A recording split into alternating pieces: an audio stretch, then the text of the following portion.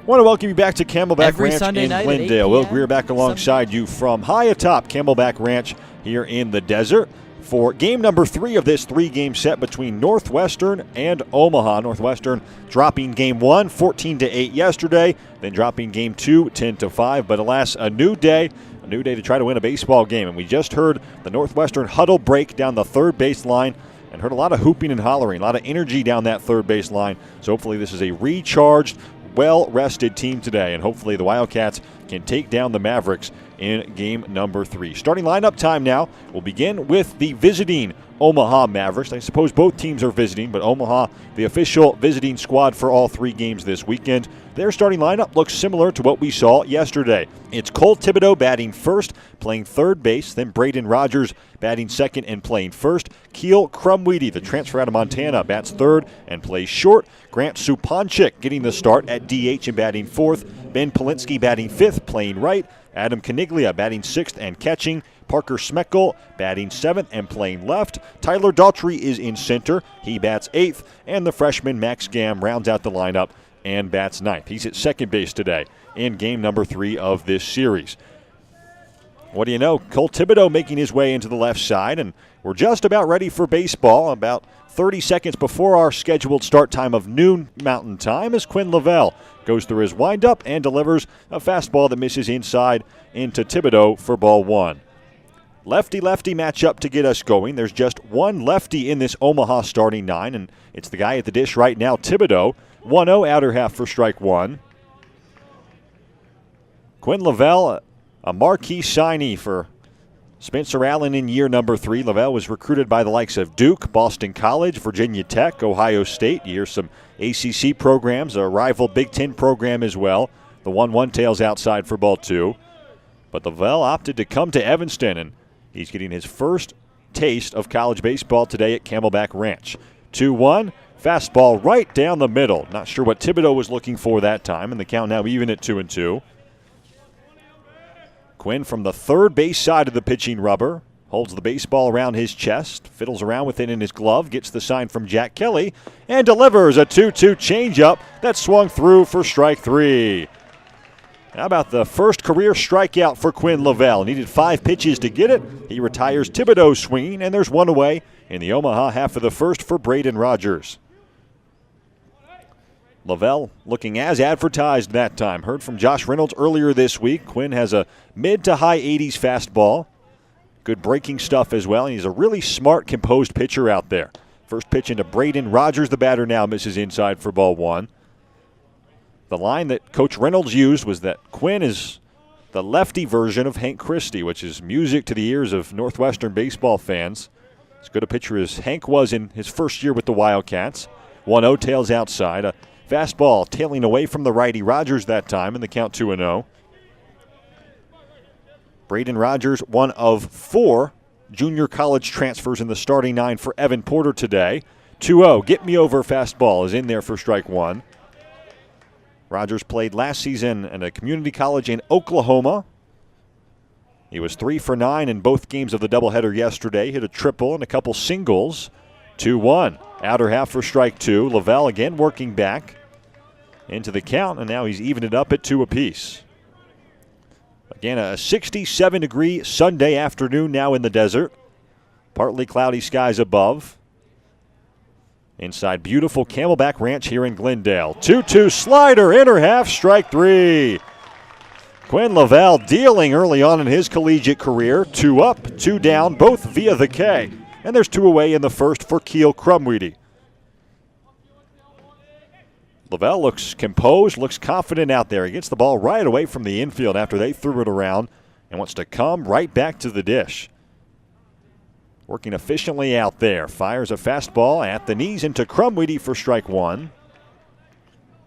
Northwestern in its alternate black tops today with the Northwestern in purple lettering across the chest.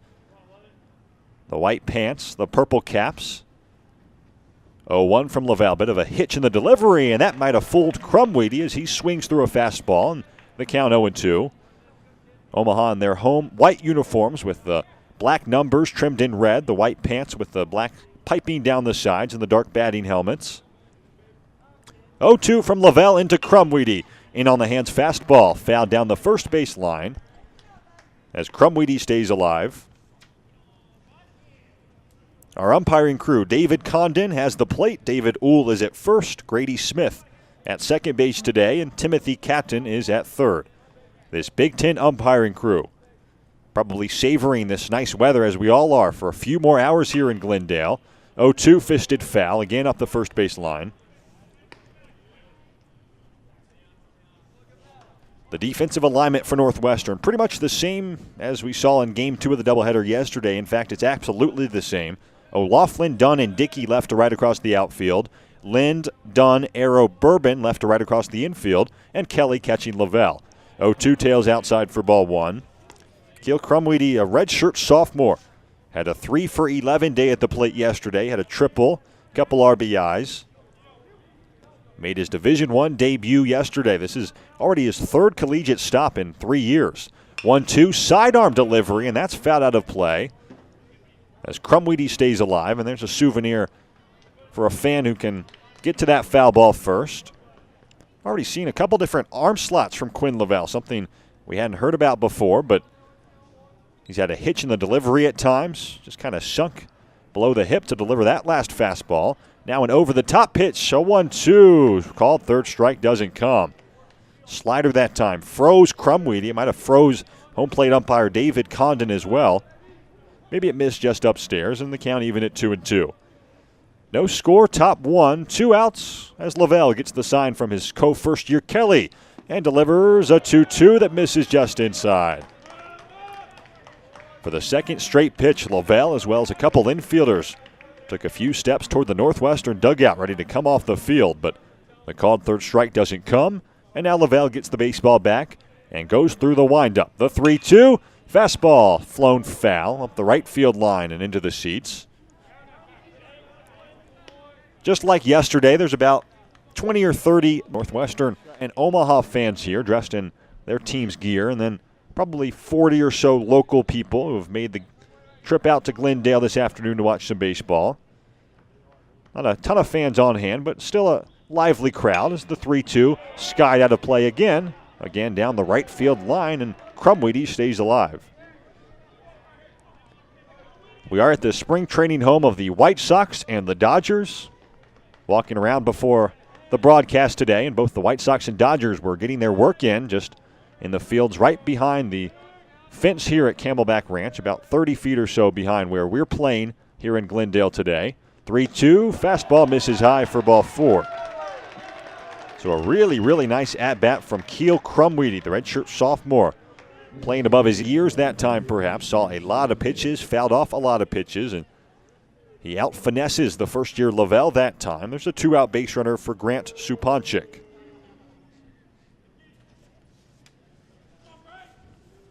Another righty coming up. Again, there are 8 righties and just 1 lefty in this Omaha starting 9 against the southpaw Lavelle. Supanchik standing 6'4", 260. Open stance from the right side. Looks like a power hitter. Looks like an imposing threat in there. He swings at a first pitch. Fastball launches it to deep center. David Dunn racing back. His cap falls off, but he makes the play back on the warning track for out number 3.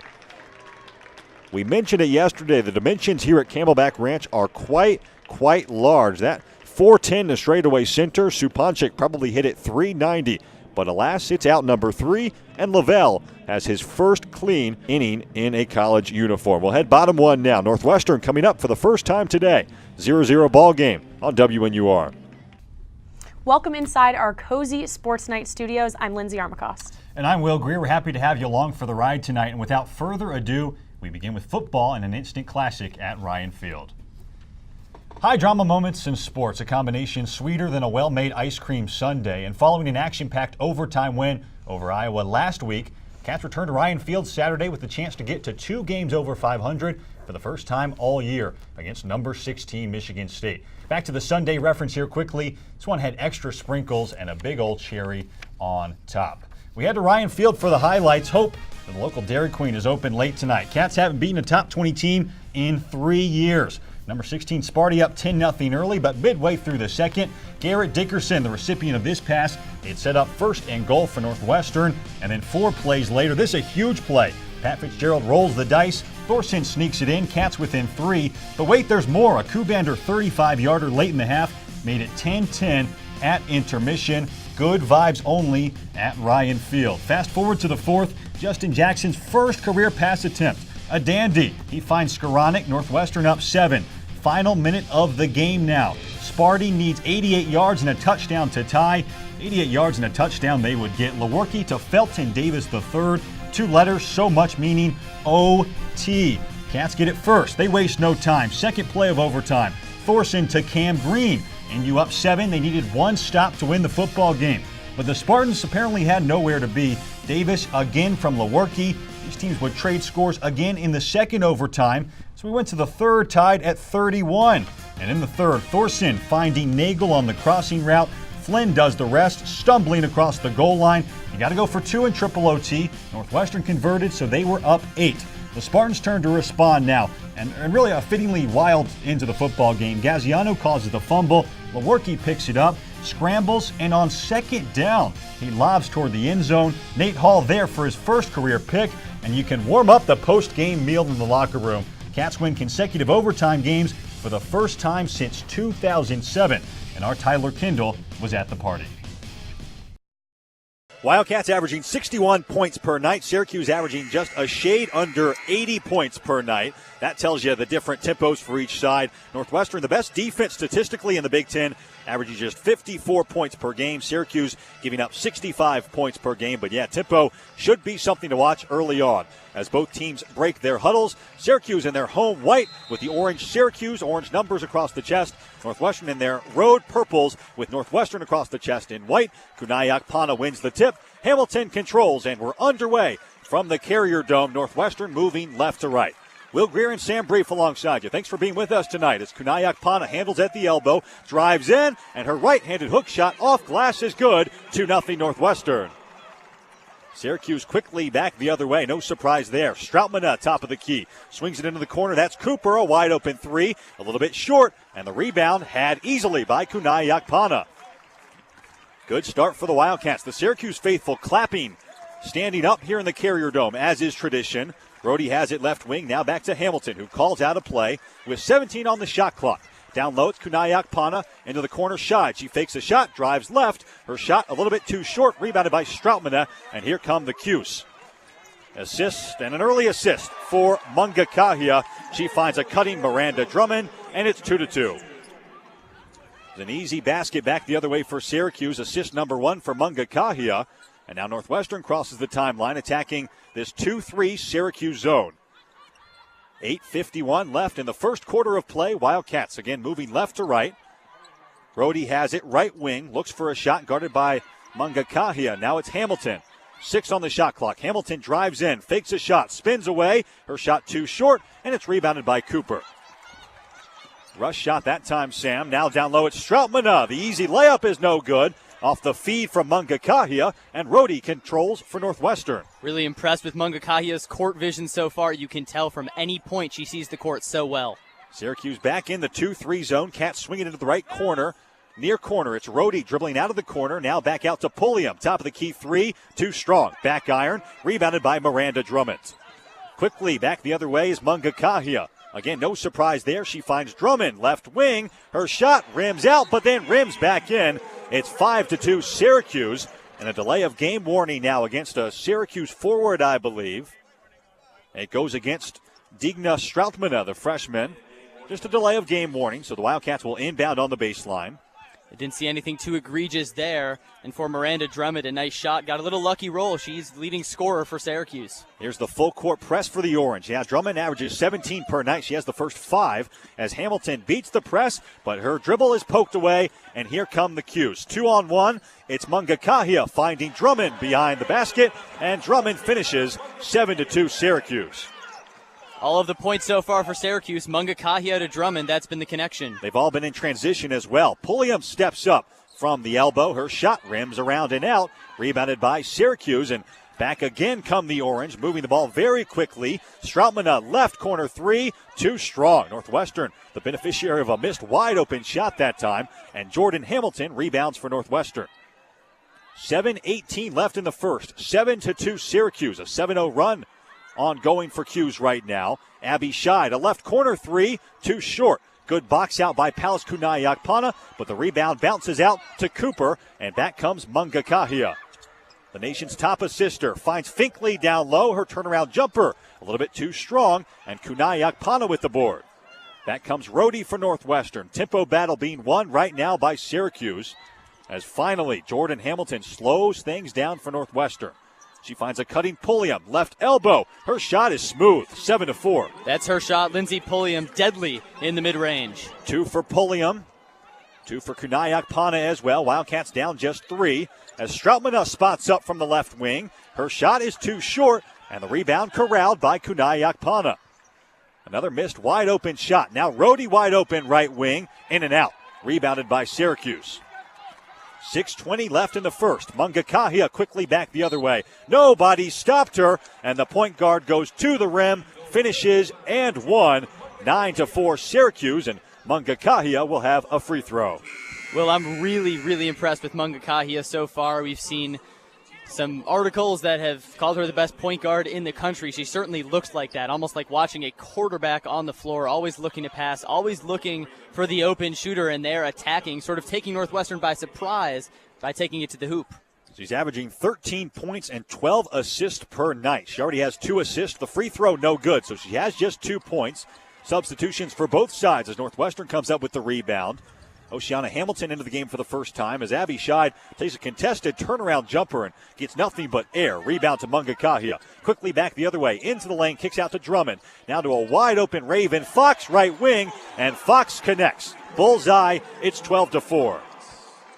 5:53 left in the first. 'Cuse continues to win the tempo battle. Rhodey back the other way quickly. Pass down low to Pulliam, and her layup off glass is good, 12-6. Really effective press break there from Northwestern, and Pulliam wide open under the net. Syracuse quickly back the other way. Raven Fox right wing. Swings to Isis Young in the right corner. Now Mungakahia left wing. Gets a high screen from Stroutman. She splits 2 defenders, and a foul called against Northwestern. Foul goes against Lindsey Pulliam. That's the first on the first year. Second team foul. The foul called a few minutes ago was on Kunayakpana. So 1 for Palis, 1 for Pulliam now, with 5:30 left in the first. 12-6 Syracuse. With the bright lights in full effect for Northwestern football's first ever November night game at Ryan Field, it was the Big Stop defense that shone brightest, paving the way to a 23-13 win over Purdue and the team's 5th Big Ten win in as many weeks. From a defensive standpoint, some big stops. I thought the defensive line again was really solid. That defensive line allowed just 40 rushing yards, totaled 3 sacks, and stopped Purdue on 3 out of 4 fourth down attempts. How did they do it? I think just focusing on our first step. Coach Long really emphasizes explosiveness and practice, and we were just able to replicate that tonight. As for a thoroughly average night for the Wildcat offense, which scored its only 2 touchdowns in the second quarter, Bennett Skoronek's 117 receiving yards and a touchdown were a bright spot, surely not overlooked by Skoronek's quarterback. He's playing great.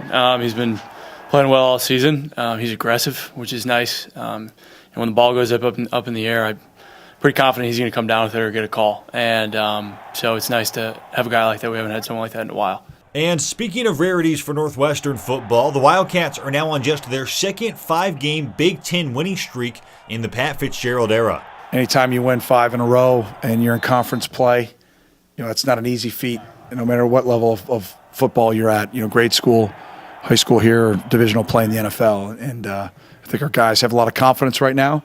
I think they see the return on the investment, and I don't believe that they're going to stop that type of work ethic. And as tough to believe as this might be, the Wildcats will try for their first 6-game winning streak since 1996 next Saturday when they welcome the 5-5 Minnesota Golden Gophers. From a frigid Ryan Field in Evanston, Illinois, I'm Will Greer in NN Sports.